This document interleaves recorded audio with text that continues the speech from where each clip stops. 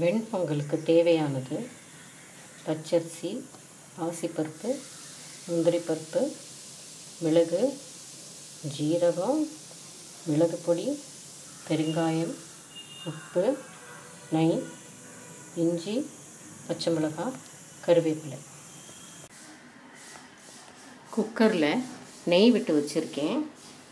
அது காஞ்சதுக்கப்புறம்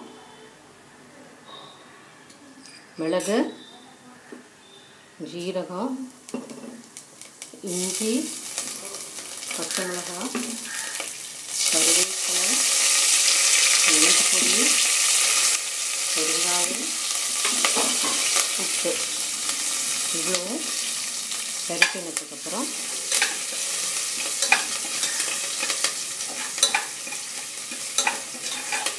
இந்த அரிசியும் பாசிப்பருப்பையும் நான் களைஞ்சி வச்சுருக்கேன் தண்ணியில். அதுக்கு 1 கப் ரைஸ், 1/2 கப் பாசிப்பருப்பு, அதில் தண்ணி ஒரு 4.5 to 5, ஏன்னாட்டா அது கொஞ்சம் குழவாக இருக்கணும். அதை போட்டு அப்படியே குக்கர்லேயே ஒரு 5 விசில் வரைக்கும் விடணும். 5 டம்ளர் தண்ணி, 5 கப் தண்ணி.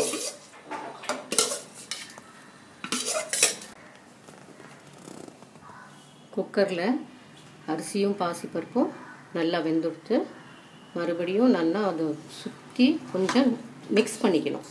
அதுக்கப்புறம் கொஞ்சம் அடுப்பை ஆன் பண்ணியிருக்கேன். அதில் முந்திரி பருப்பு நெய்யில் வறுத்துருக்கேன். அதுக்கப்புறம் அதுக்கு மேலாக நெய் விட்டு மிக்ஸ் பண்ணணும்.